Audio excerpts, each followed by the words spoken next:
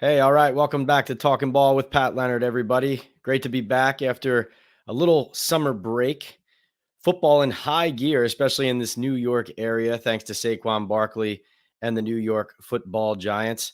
Want to remind you, if you love our podcast here on Talking Ball on the Believe Network, please rate, review, and subscribe. That's on my YouTube channel at PL on NFL, at the Believe Network's YouTube channel, and of course on the audio podcast wherever you get it. So Spotify, Apple, really any streaming service that you're listening right now. You can get it anywhere. You can review it anywhere. The 5 stars, the comments that say that you heard it here and you haven't heard anywhere else, that it's unique, that you love it. I see that coming in on my YouTube page more and more, especially as we've knocked out some of these great player interviews with guys like Darius Slayton and Paris Campbell and Lawrence Cager with the New York Giants coming out of the spring. So I appreciate all the support. We're really excited for season 2 of the Talking Ball podcast. Really pumped for that. Before I get into Saquon, I want to tell you about BetOnline. BetOnline is our number one source for all your betting needs. Get the latest odds, lines, and matchup reports for baseball, boxing, golf, and more. BetOnline continues to be the fastest and easiest way to place your wagers, including live betting and your favorite casino and card games available to play right from your phone. Head to the website or use your mobile device to sign up today and get in on the action. Remember to use the promo code BELIEVE, that's all caps, BLEAV, for your 50% welcome bonus on your first deposit. Bet online, where the game starts. And where I'm starting is where we all have been for the last day or so, coming out of the Saquon Barkley failing to get a long-term deal done with the Giants. It's a mixture of surprise, a mixture of shock, a mixture of questioning what were both sides thinking, how did it get here, and what is going to happen next. So let me start with deadline day. What happened and why did we get past 4 o'clock with no deal? My understanding is that compared to, let's say, a Josh Jacobs situation with the Las Vegas Raiders, this was a situation where the Giants did try to sign Saquon Barkley before this 4 p.m. deadline, but the sides just couldn't come together. They couldn't meet in the middle. They couldn't find a deal. I will be honest. The reports that I saw of Saquon Barkley turning down a best offer of between 11.5, with 22 million guaranteed. I think the New York Post, Ryan Dunleavy, was the one who first put those numbers out there. My understanding is that the Giants' best final offer was a little bit better than that. Now, exact numbers are tough to come by right now. Both sides are very sensitive to the idea of leaking information and trying to make the other side look a certain way, because obviously that's how Barkley interpreted the numbers that were coming out in the spring. He felt like when it got out that he had turned down a $13 million a year offer, that it had come from the other side and it had made him look greedy and was painting a picture of him that wasn't fair or accurate. So coming by these exact numbers, not an easy thing. But I will say, the fact that it sounds like Saquon Barkley did not sign a contract offer that was in the neighborhood of $12 million and in the neighborhood of that 22 million guaranteed number, which is the number of the two combined franchise tags, 22.5, 22.2, right around there. I'm surprised that in the end, he didn't sign that and it didn't get done.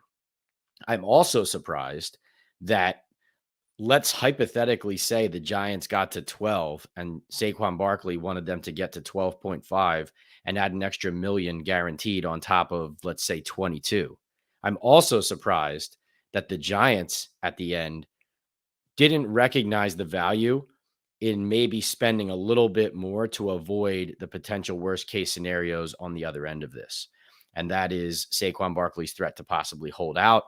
That is him being absent from training camp, which we expect. That is Saquon Barkley's demeanor and situation potentially clouding the 2023 season for Brian Daboll's team.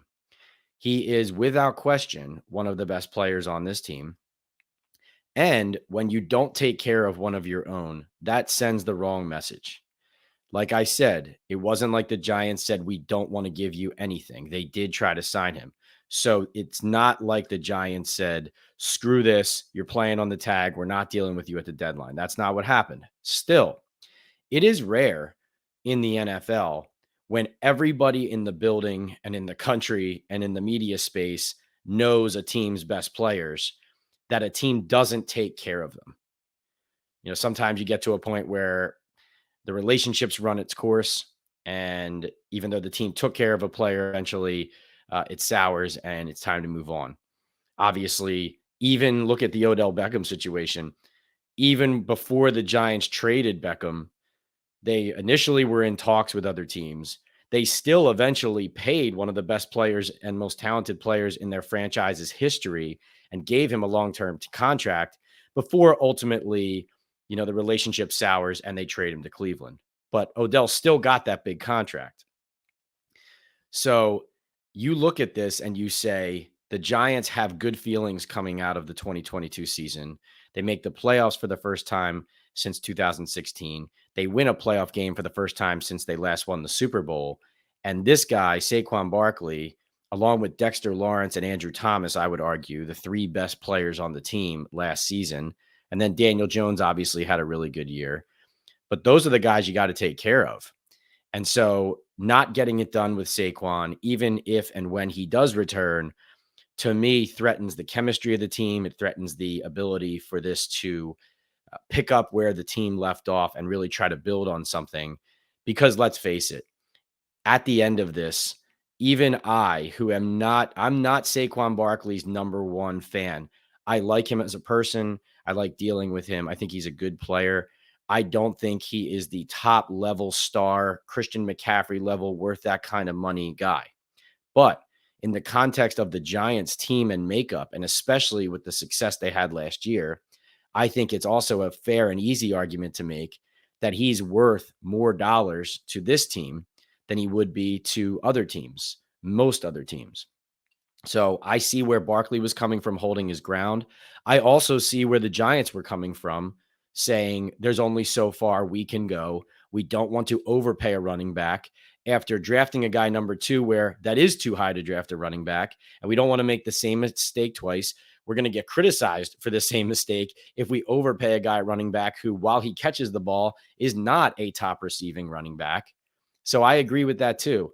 I just don't agree with either side's decision at the end to refuse to meet in the middle when, like I said, my best information is that whatever the chasm was and the difference was between Saquon's ask and the Giants' final offer, it was not so dramatically different. There was not such a gaping hole in between those two that they couldn't have come to a compromise and bridged it. I think what happened here was, like I wrote in the Daily News and have been writing for a while now, ever since I talked to Saquon at his camp in June, I think there was a personal side to this that even though Saquon is able to push that to the side and look at it from a business element, I think both the Giants and Saquon Barkley, from that point on, him accusing them of leaks, him saying this was about respect, and feeling like he wasn't receiving that respect, and now they get past this without a deal done. It just leaves a sour taste in everybody's mouth. And I think it also affected why they didn't get something done when, listen, we all go and try to buy a car. We all go and try to sell a house, buy a house. We all go and try to negotiate our own contracts. And it always happens where the two sides start fairly far apart. And often you're shooting high or shooting low because you know where the middle ground is. You're going to have to end up and you don't want to go past it. So the sides did move here. I feel like it's crazy, though, that they didn't move all the way in. And like I said, still surprised that if the Giants did, in fact, get into that $12 million neighborhood with 22, 23 million guaranteed neighborhood, it does surprise me that Saquon Barkley wouldn't have signed it. Now, I want to answer a couple of questions topically on where we go from here and what happened to get the Giants to this point with Saquon as well. First of all, if you haven't listened to it yet, after we do this podcast, I want you to go and listen to the Money Matters podcast with Jack Mahlers. Jack had Saquon Barkley on his podcast on July 11th and then released the interview this week, right after essentially the deadline passed for Saquon to get a deal. But a lot of Saquon's comments are still topical and still relevant. The number one takeaway I had was the answer to this question: will Saquon actually hold out? So the answer to that question appears to be Saquon is seriously considering it, but that he is fully prepared eventually to play on the tag, even though he's worth a lot more. He says in this interview, to boil it down, that he learned last season when he took some things personal on the contract end to the field, that regardless of what happens on the business side, it's not personal and he still has to go perform. So he said in the bye week last year, the Giants compared him when they made their initial offer to two running backs who were not pass catching backs. They were more like downhill runners. And then they came out of the bye week and gave him 35 carries against the Houston Texans, a career high. And Saquon felt like they were telling him what he was, which he disagreed with. And then in the next game, were showing him. And he said he had this mental block initially of kind of conflating it all and saying, now they're showing you what you are, but that's not what you are. And they're making you a downhill runner. And as he said, he felt like going back to the summer, the initial plan was for him to be more of a receiving back until, for reasons he does not go into, the offensive game plan changed and they went more to a running game and they wanted to hand the ball off to him more. And so he did what they asked. So the bottom line is, he says he already went through a learning lesson of you don't have to take it to the field because you still have to go out, perform, and winning is what matters most, because the rising tide lifts all boats. And if he wins a championship in New York, that is the ultimate goal, and the way that really not only his legacy reaches the heights that he believes it should, but also the best way for him and everybody to get paid and for the good feelings to continue or resume at least. Now that said, Saquon does sound like he is very much having the conversations he promised to have if a deal didn't occur. And that is talk with your family, talk with your teammates, figure out if you're going to hold out, if you're going to show the Giants how valuable you are due to your absence, how do you accomplish that? Right. So the expectation initially now is that once we arrive at Giants training camp, Saquon Barkley's not going to be there, that he doesn't intend to be there. Before they play a game that counts, I'm not expecting to see him unless something changes. But at least a glimmer of hope on the other end, that when the games start, it feels like Saquon understands, the situation and sees, maybe I can play this to my advantage, but at the end of the day, succeeding on the field is going to be the best way for me to build my value. Now, how does he go about that? Does he make the Giants promise not to franchise tag him a second consecutive time after this season before he steps back in the building and signs the franchise tag tender? That's something that he could go down. That's a route he could consider. He could also maybe skip the first game to send the strongest possible message of how valuable he is to the team, and then intend to report after that. But of course, that would include a lot of conversations on his end, because he doesn't view himself like that kind of guy. That would involve Saquon really having to take the temperature of how that would be received. How the organization would receive it, but how would his teammates receive that? Because really, he doesn't want to hang them out to dry. And even if that's not why he was doing it, that could be the end result. So a lot for him to consider, but a glimmer of hope for Giants fans, I think, that Saquon really is looking for the best way to continue to show his displeasure, but also to try and win and be a good teammate at the same time. And so I think that's where it sits. I think a fascinating element of this as well is that Saquon Barkley revealed in this podcast interview on Money Matters that he had a sit-down face-to-face interview with Giants co-owner John Mara before Daniel Jones got his contract, before Saquon got tagged. And he says that John Mara and Saquon Barkley exchanged pleasantries of, we want you here for the long term. We want you to be a Giant. You mean a lot to us. Here's what we can do. And Saquon glowing about how much the Mara family means to him, how much he wants to be a Giant for life, how much the Tisch family means to him. He even said that he walked out of that meeting, called his agent, and said, let's just get this done. Here's the number I want to get to, right? From that point on, we don't know the exact disagreement in numbers there that resulted in no deal. But Saquon's intimation is that he came out of that conversation with John Mara saying to his agent, get a deal done. And then once they got up against the deadline, instead, Daniel Jones gets paid, Saquon gets tagged, and now the tenor of everything changes. And now he's not potentially going to free agency. Now he's not paid by the Giants because they felt pressure to get a deal done too. Now the Giants have exercised this mechanism that suppresses his value, while Daniel Jones is getting the $40 million a year, really 37 and a half over 3 contract. And then Dexter Lawrence is getting taken care of, and Saquon Barkley is twisting in the wind. So that's where it stands with Saquon. If you ask me right now, will he be on the field in week 1 against the Dallas Cowboys? My answer would be yes. But that is due to my most recent information, which is hearing his extensive comments made 5 days or so before the deadline where he didn't get the deal done. Of course, about a week has passed now since then, and only Saquon knows after these conversations he has with his family, with his representation, with his friends, with his teammates, how he's going to go about exercising the leverage he has come the season.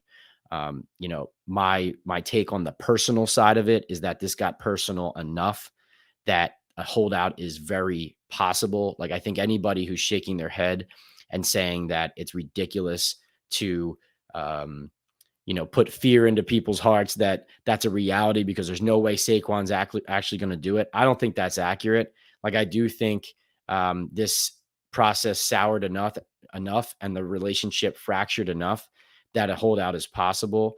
But most recently, hearing Saquon's most recent interview about how much New York means to him, about how he doesn't really want to leave the area, you can tell or read between the lines that it really doesn't sound like, wanting to be traded or wanting to be sent out of town somewhere else is even crossing his mind at this point. The other thing is that because he's franchise tagged, even though he hasn't signed the tender, if he got traded, let's say, if he told the Giants, I don't want to play here and I want to be traded tomorrow and I'll only sign the tag if you trade me to the Buffalo Bills. Even if the Giants traded him to the Buffalo Bills tomorrow on the tag, Saquon would not be able to negotiate a long-term contract with the Buffalo Bills until after this season because it's after the July 15th deadline.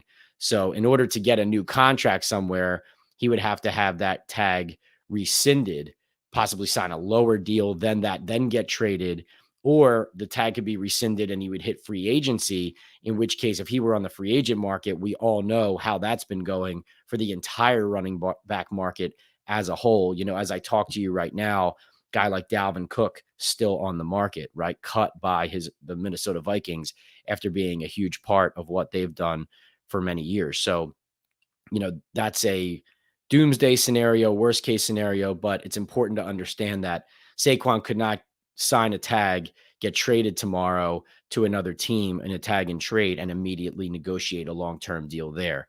That would be something that a player would have had to have done back in the spring before the July 15th deadline, something like D Ford did with the Kansas City Chiefs, going from the Chiefs to the Niners, signing the tag in order for the trade to be executed to a team that was going to give him a long-term deal in the spring. Saquon's situation is more like when Jadeveon Clowney went from the Houston Texans to the Seattle Seahawks and ended up, I believe, eventually signing like a lower deal than the initial tag he received from Houston, but it was all under the consideration of being traded, knowing he was going to sign that lower deal once the tag was pulled off of him from Houston. And then in that situation, Jadeveon Clowney and the Seahawks agreed that at the end of that year where he was making that lower sum of money, he would not be tagged and he would be allowed to hit free agency. So these are all the mechanisms and all the information that I've been going through and wading through and looking into and talking to sources about to be able to bring to you kind of the full landscape and picture of all this. Barkley does have to report, like if he were intending to hold out the full season, I believe it's that he would have to report and sign the tender within the first 10 weeks of the season in order for the season to count. Like otherwise, a tagged player cannot join his team after that. So I guess week 11 or later it would be. I don't think this is going to drag out that long based on his most recent comments, but will be fascinating to see. A few other Giants bookkeeping items. Jared Davis, the middle linebacker, as I first reported for the Daily News, he was out long term, had a surgery. That surgery was to his knee. And when I reported long term, I had, one source telling me it could be season ending, another source saying it could be 6 months, another source saying he might be able to be ready by the playoffs. So the Giants make the playoffs again. So at that time, knew it was probably for the season, but just to be safe long term, but don't expect him to be on the team this year is how I was putting it. And then sure enough, the Giants placed him on season-ending injured reserve with this injury after this surgery. And so now he is out, which means they need a solution in the middle. I know I've seen some people say, well, the Giants aren't going to play a lot of base defense because defenses play less base now in the NFL. But you got to remember some of the teams the Giants have to contend with, and especially facing the Eagles in division twice. You need that inside, that middle linebacker, that thumper. You need downhill linebackers to play against this Eagles offense as it is constructed, given its strength in the run game. They can throw the ball too. Jalen Hurts, an MVP level season last year, but this is no small thing. And so, you need a guy like Darian Beavers, hopefully to step up, Micah McFadden to step up, maybe another veteran signed off the street in the coming days. We will see. But obviously a loss in leadership there, a guy who is a former first-round pick and really was trending in the right direction after being signed off the Lions practice squad late last season and jumping right into the Giants starting lineup for 3 games, including 2 in the playoffs. So key loss there for the Giants before camp even started. The Giants also signed Darren Evans, re-signed Darren Evans, guy played at LSU, used to be with the G-men, has floated around and now comes back. Long corner who looks the part for what Don Wink Martindale is looking to do on defense. And then the Giants put Leonard Johnson, I believe, the corner from Duke. They waived him injured. Unfortunate, a guy who was trying to break into the league after being injured all of what would have been his rookie season last year and doesn't appear to have made it even to training camp. Disappointing there as the Giants try to take flyers and kind of patchwork a secondary that, despite a first-round pick in Deonte Banks, remains a concern. Some encouraging news, at least career-wise. Anthony Blevins, special teams assistant.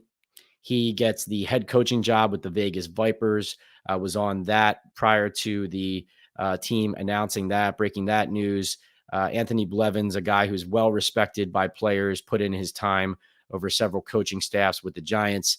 Wish him well in Las Vegas, and definitely the kind of move that a coach makes when they have put in the time and it's going well, but they're also looking to take on more responsibility and frankly be able to prove that they can handle more and that they can handle a full team or a full side of the ball. And so Blevins is overdue with that opportunity, and I think will shine now that he has received one out in Sin City. And then one note just on Mike Kafka, the offensive coordinator, had checked in on the possibility of Northwestern coming and trying to poach him after they canned Pat Fitzgerald, the former coach, over the allegations, extremely disturbing allegations of hazing throughout that program. Northwestern is going the interim route with their defensive coordinator that they just hired in January, who has come on recently. And so my understanding is at this time, Mike Kafka's, he's the Giants OC. That's not something that's going to happen or that the Giants have to be aware of or worry about right now. Though do just keep an eye on the fact that Northwestern is also executing a search for a full-time replacement. So obviously that'll include the interim, but that also could include them poking around on people, not only in college, but in the NFL ranks. Perhaps a guy like Mike, who played at Northwestern, obviously a standout quarterback there before a career in the NFL, and now is rising in the coaching ranks and was one of the finalists along with Lou Anarumo, the Bengals defensive coordinator, for the Arizona Cardinals job before the Cardinals tampered, which they got penalized for, and hired Jonathan Gannon, the defensive coordinator from the Philadelphia Eagles. So, A lot kind of starting to pick up all at once here for the Giants and in the NFL. This is the Saquon Barkley no deal episode, of course. Any questions that were not answered as we talked about this here, please go into my comments on YouTube, my comments on the podcast. You can go on my Twitter at PLeonardNYDN, on Instagram at PL on NFL. You find me anywhere and let me know what I haven't dished out yet, what you're still looking to find out, what more needs to be discussed, because obviously this is going to be a topic that is not going away. And perhaps Saquon Barkley decides that the real payment that the Giants are going to make here is that maybe he doesn't hold out from a game, but it's going to probably be miserable for them throughout the summer, having to answer questions about him and frankly, having to prepare for a season with higher expectations, but a harder schedule without one of their best players on offense and on the field. So that's going to be extremely difficult and challenging for Brian Daboll, Joe Schoen, and the Giants to go into a second season having to deal with from an on and off field perspective. Want to tell you about Estate 98. Hola, amigos. This is Pat Leonard from the New York Daily News and the Believe Network. If you're a coffee lover like me, you're going to love Estate 98. This ultra concentrated coffee from El Salvador, which dates back to 1798, is the most convenient premium cafe I've ever had. Takes me 3 seconds to make a nice coffee, which is perfect for my busy podcasting schedule on Talkin' Ball.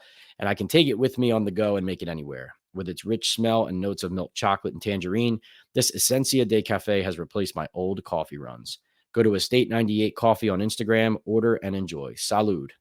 This has been Talkin' Ball with Pat Leonard, presented by Bet Online. Thanks so much for joining me. Comment, rate, review, subscribe, and I'll see you next time.